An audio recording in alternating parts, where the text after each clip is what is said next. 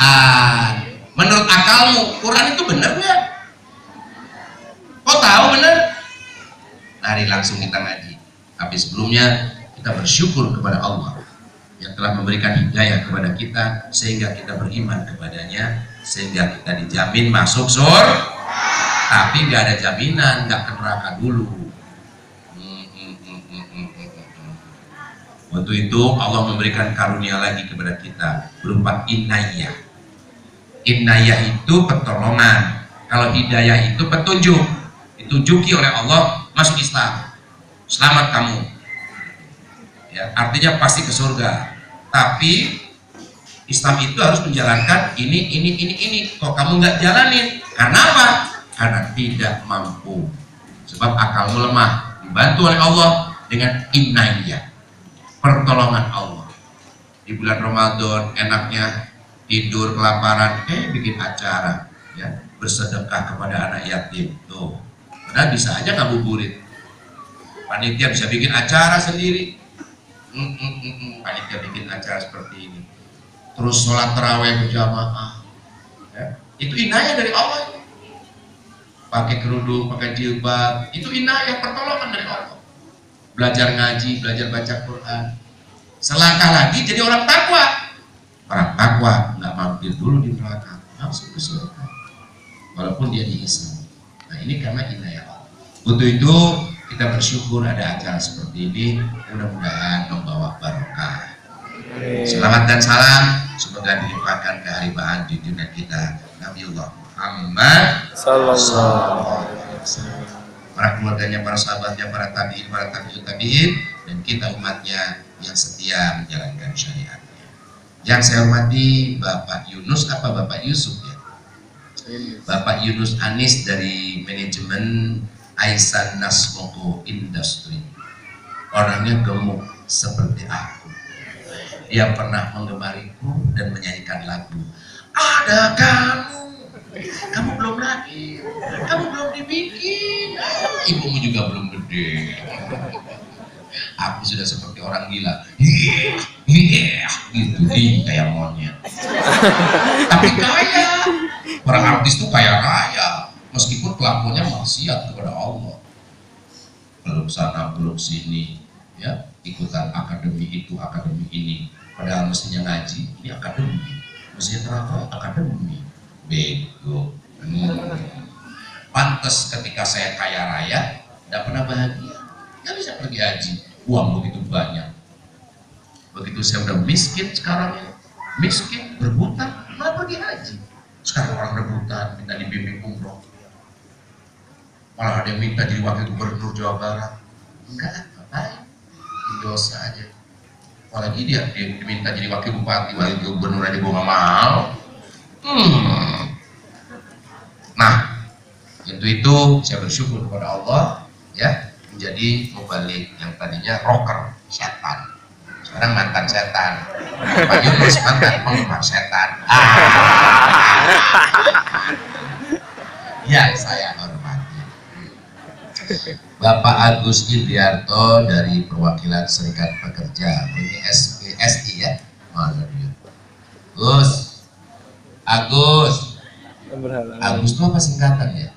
Agak gundul sedikit. Itu saudaranya Eboni, tapi atau kakaknya Gunawan, gundul tapi menawan.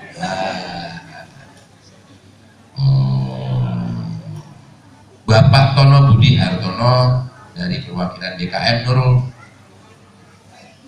Fattah, ya, Nurul Fattah, mana beliau?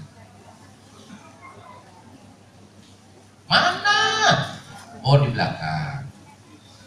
Bapak Dedi Kamaludin perwakilan panitia bukber. Apa bukber?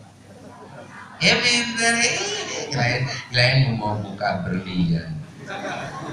Dari DKM Nurul Fattah PT Aisan apa? Nasmoko Industri. Teman-teman dari Badan Wakaf Al-Quran yang dirahmati Allah, istriku, anak-anakku, mertuaku yang kusayangi, saya tadi mengajak adik-adik berpikir, yaitu anak anak yatim, bapak, orang tua, anak yang punya orang tua, ya manusia. Kita ini manusia ini, cuma di kotak-kotak aja, ini yatim, ini miskin, ini kaya, ini soleh, ini salah, gitu ya. Nah, sekarang kita belajar bareng-bareng. Oke? Kita mengaji sama-sama ya. Jawab. Dari mana asal manusia? Dari tanah. Jawab. Bareng. Dari mana asal manusia? Tanah. Siapa yang bikin tanah? Jadi manusia berasal dari Allah. Tadi saya tanya, kok tahu manusia dibikin oleh Allah? Tahu dari mana? Ada yang ngomong dari Quran, Pak Ustadz, yang menjelaskan alam semesta kehidupan dan manusia itu diciptakan oleh Allah, itu yang ngasih tahu Quran. Coba pikir tuh, bener gak tuh Quran? Maka adik-adik, orang yang derajatnya tinggi dari sekedar manusia adalah orang beriman. Iman itu dalilnya begini, bukan dalil kalian. Definisi al-iman at-tasdiqul jazm al-mutabiqu lil waqi' an-dalil. Ya Bu ya, dengerin ini ngaji nih. Kalau nggak paham ini ke neraka nanti. Iman itu pembenaran yang pasti. Maka kalau orang beriman tuh yakin pasti. Al-mutabiqu lil waqi', yang bersandarkan kepada fakta-fakta, an-dalil, dan fakta-fakta itu bisa dibuktikan dengan dalil-dalil. Dalil keimanan ada dua, akli, akal, dan nakli, nukil, khabar. Oke? Simpel sekali. Contoh, ada wakil, ada fakta. Yang tadi pohon. Nah, ada pohon fakta. Ada sebuah fakta. Kemudian pakai dalil akal. Menurut akal, nggak mungkin jadi sendiri, pasti ada yang bikin. Nggak mungkin layar itu jadi sendiri, pasti ada yang bikin. Nggak mungkin lemari itu jadi sendiri, ada di situ, pasti ada yang bikin, pasti ada yang mindahin ke situ. Siapa? Pasti manusia, Pak Ustaz. Oke, laki-laki apa perempuan? Nah, mulai ragu-ragu. Nah, kenapa? Karena akal itu sangat lemah, maha lemah. Tapi selemah-lemah akal, dia bisa meneliti, menelaah. Seperti Nabi Ibrahim, dari kecil sampai besar di dalam gua saja. Begitu keluar dari gua,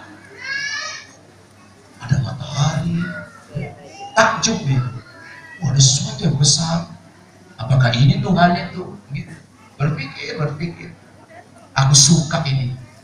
Wah, terangnya luar biasa, matahari. Hebat. Tapi terus suruh gelap. Nggak suka yang nggak abadi. Dia tidak abadi. Aku tidak suka. Aku ingin yang abadi. Muncul bulan, purnama, terang, gitu. Ya, siang hilang lagi. Dia nggak abadi. Bintang-bintang nggak abadi. Apa yang abadi? Pasti dia pencipta. Jadi di benak Nabi Ibrahim, yang dia pikir pencipta itu ada, dibandingkan dengan bapaknya. Bapaknya bikin patung. Yang kata bapaknya, inilah Tuhan yang memberi rezeki, yang memberkahi hidup kita. Aku menghidupi keluarga aku dengan menjual patung ini. Jadi aku bisa hidup dengan patung ini. Inilah Tuhan itu. Mikir Nabi Ibrahim kan? Tuhan yang bikin manusia. Yang bikin bapak. Bapakku bikin Tuhan. Bahkan dia menyembahnya lagi. Orang-orang menyembah patung bikinan bapak. Satu saat patung itu didorong oleh Ibrahim, masukin di lubang. Yang lubang itu pembuangan, ya, seperti selokan tempat sampah gitu, dibuang di situ, bluk, patungnya jatuh di situ. Bapaknya pagi-pagi menemui, loh, kenapa patungnya di sini? Ya tanya aja sama dia. Kamu ya, sejak kamu di sini, tidak pernah ada patung jatuh sampai ke tempat seperti itu. Pasti kamu ini yang menjatuhkan ke situ. Kira-kira begitu. Ya tanya aja sama patungnya. Dia nggak bisa bicara. Nah kalau nggak bisa bicara, kenapa disembah? Mikir bapaknya, benci juga bapaknya itu.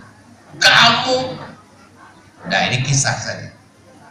Kemudian lagi orang-orang di Mekah itu menyembah berhala, patung-patung begitu banyak. Banyak patung, patung kecil, patung gede, patung besar, arca. Wah.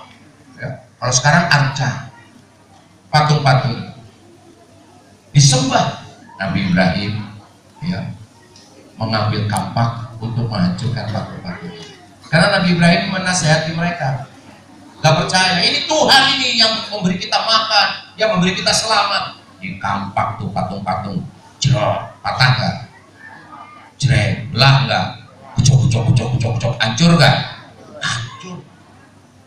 Udah hancur semua patung. Yang paling gede enggak dibacok. Kenapa enggak kuat? Bukan, dibiarin sama Nabi Ibrahim.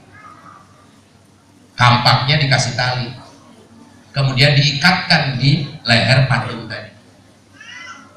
Ketika Raja Namrud yang berkuasa dan bengis, rakyatnya di pagi hari mau menyembah patung-patung, histeris mereka. Ada yang menangis, ada yang teriak-teriak, ada yang wah Tuhannya hancur, Tuhanku hancur, wah itu teriak-teriak. Akhirnya Raja Namrud dan orang-orang itu menuduh Nabi Ibrahim, pasti perbuatan Ibrahim. Dipanggillah Nabi Ibrahim. Apakah kamu yang merusak patung-patung ini? Dia tanya sama patung besar itu. Tuh kampaknya ada di situ. Bagaimana mungkin dia tidak bisa bergerak? Nah kalau nggak bisa bergerak ngapain disembah? Marah. Aku Tuhan, kata Raja Namrud. Kalau engkau Tuhan, lakukan seperti Tuhan. Beri kehidupan dan kematian. Aku bisa panggil dua orang. Dua orang yang satu dibunuh sama Raja Namrud. Aku bikin dia mati dan aku biarkan dia hidup. Tapi Nabi Ibrahim gak ngeyel, cuma minta lagi. Kalau begitu, terbitkan matahari dari barat. Wah, gak bisa. Kamu ikat,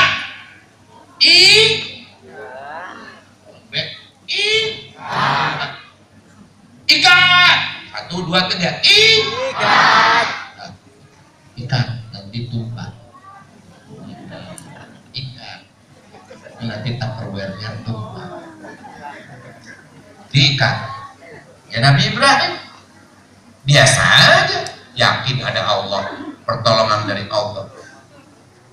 Kemudian kayu bakar sudah ditumpuk, dinyalakan, bakar Nabi Ibrahim ini.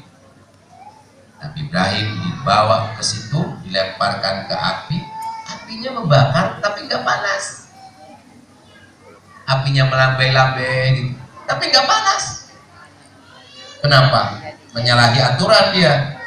Kodarnya api kan panas, panasnya api bisa membakar. Kodarnya tidak panas, membakarnya diambil. Jadi melambai-lambai saja apinya, sejuk seperti kena AC. Sebagian orang kemudian bertobat, mengikuti agama Ibrahim, tauhid, yaitu menuhankan satu saja Tuhan, Allah. Itulah agama tauhid. Tauhid itu menyembah satu Tuhan, namanya Allah. Maka asyhadu an la ilaha illallah. Aku bersaksi tidak ada Tuhan, patung, hukum, pemahaman kecuali Allah. Wa asyhadu anna Muhammadar Rasulullah, dan Muhammad adalah utusan Allah. Siapa Muhammad? Yang meneruskan agama Ibrahim. Agama Ibrahim apa? Tauhid, satu Tuhan. Paham ya? Nah, di situ. Kemudian adik-adik beriman kepada adanya neraka. Tahu dari mana neraka? Kalau neraka nggak pakai akal, pakai nukil, pakai kabar. Ada kabar neraka itu kata Quran. Percaya nggak sama Quran? Itu. Mari kita buktikan. Al-Quran itu menurut akal ada 3 kemungkinan. 1, bikinan Nabi Muhammad. 2, bikinan orang Arab. 3, wahyu. Al-Quran bikinan Nabi Muhammad menurut akal batil, gak mungkin. Orang tidak bisa nulis, tidak bisa baca, bisa bikin syair. Bahkan ini bukan syair, firman. Menurut akal juga nggak mungkin. Nabi Muhammad nggak bisa nulis, nggak bisa baca. Ahli nulis, ahli baca saat itu yang paling hebat Walid bin Mughirah. Itu bapaknya Khalid bin Walid, ahli penyair. Dia saja kagum. Al-Quran itu, firman yang terucap dari mulut Muhammad itu bukan dari Muhammad, tapi dia kan ahli syair. Dia bersyair begini: bagaikan air yang turun di padang pasir itu subur. Gak mungkin padang pasir disiram air subur. Nah, Quran itu seperti itu, dibahasakan puisi.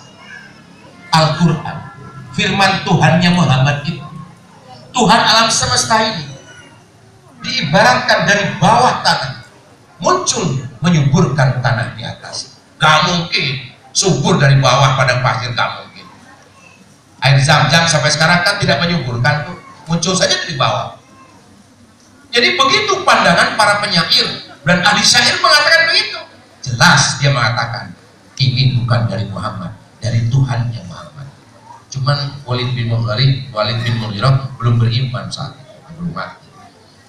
Kalau gitu bikinan orang Arab kali. Mereka ahli syair, pandai bersyair, bisa bikin tulisan. Nggak mungkin. Di saat yang sama mereka ditantang oleh Al-Quran untuk membuat 1 surat, 2 surat, 10 surat, 1 aja nggak bisa. Gitu ya. Artinya Nabi Muhammad pun orang Arab yang ditantang oleh Quran suruh bikin ayat, nggak bisa. Oke. Menurut akal, nggak mungkin bikinan Muhammad Rasulullah, nggak mungkin bikinan orang Arab. Jadi Quran itu bikinan siapa? Al-Quran itu wahyu. Kalau wahyu terucap dari yang mewahyukan. Siapa? Allah. Maka Nabi Muhammad itu ucapannya 2. Kalau ngomong orang dengar itu, oh ini hadis nih, ini ucapan Muhammad Rasulullah ini. Oh ini ayat nih. Beda. Ucapan ayat dan hadis beda. Maka orang Arab zaman itu, orang jahiliyah zaman itu ngerti. Oh Muhammad lagi dapat wahyu. Oh Muhammad lagi bicara atas bimbingan Allah. Maka ucapan Rasul itu hadis. Hadis itu apa? Hukum. Tapi kelasnya hadis. Kalau Quran adalah ucapan Allah melalui mulut Nabi Muhammad. Maka satu-satunya manusia di dunia yang ucapannya berbeda, ngomong tapi beda, Nabi Muhammad saja. Itu. Orang zaman itu ngerti tuh. Oh ini Muhammad nih lagi ngomong hadis. Ini lagi ayat. Udah, kita nggak menyaksikan itu.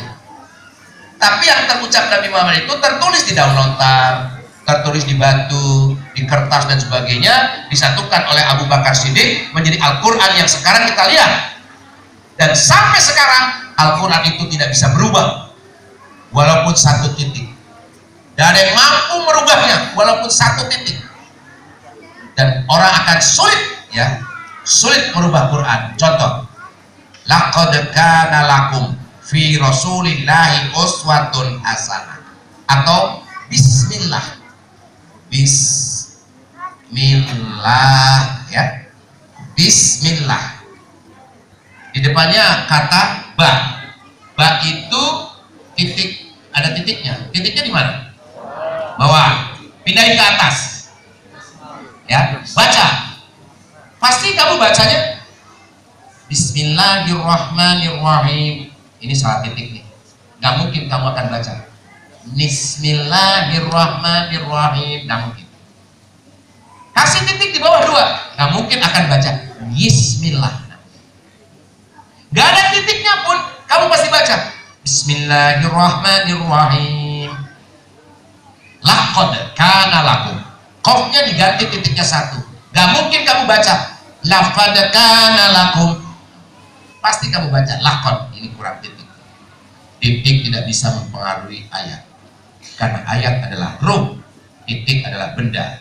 Manusia makhluk, Quran ruh, ayat ruh, Allah ruh, gaib. Nah, Al-Quran bagian dari Allah, kamu manusia bagian dari ciptaan Allah. Seperti ini bedanya Allah dengan makhluknya. Maaf ya, ini apa ini? Ada kakinya, taruh sini. Ini yang bikin hari bukti. Hari bukti berjalan. Oh, aku moto gantian. Kursi, dengar gak?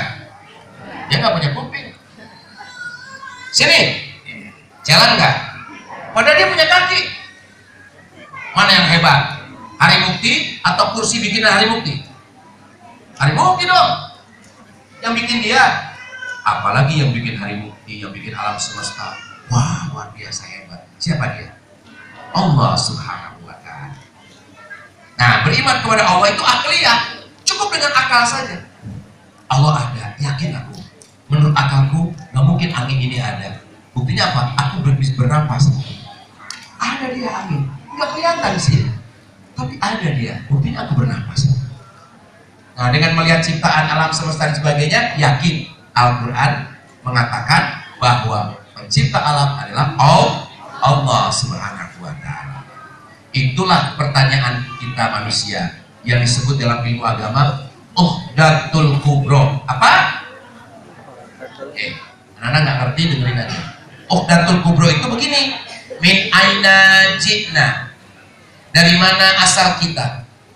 Walimada. Untuk apa hidup di dunia? Wa ila ainal masir. Kemana setelah mati? Anak yatim, anak miskin, orang kaya, ustadz, kiai, pejabat, pegawai, karyawan, laki, perempuan,